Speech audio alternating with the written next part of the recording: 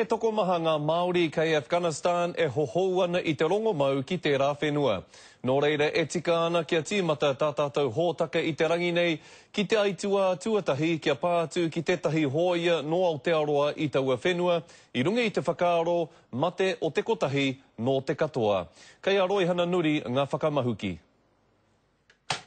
Koinei a Lieutenant Timothy O'Donnell te hōia tuatahi kua hinga ki te pai o te riri ki te whenua o Afghanistan. Lieutenant O'Donnell has made the ultimate sacrifice in the service of our nation.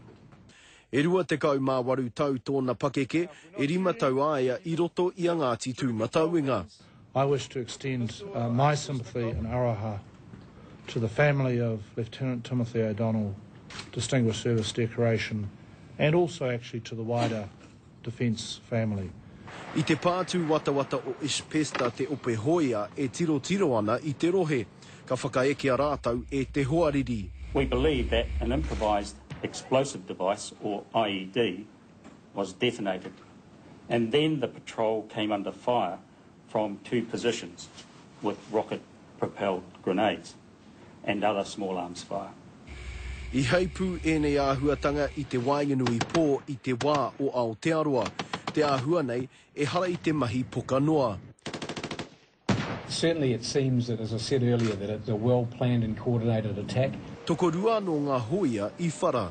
One of the soldiers has got burns to 10% of his body and cuts and abrasions.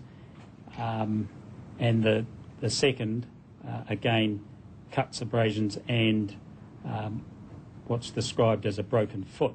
He aitua nui e rongo hea ana I te wā kāinga nei. As a result of the incident, of course, the military will be undertaking a review of their procedures, their equipment and their tactics, and ensuring that they believe that they have in place the most appropriate settings for their activities in Bamiyan. E rua rau mā whitu ngā hoia no Aotearoa kei Afghanistan I tēnei wā, o rātou e ai ki ngā whakamārama, whā te kau he Māori.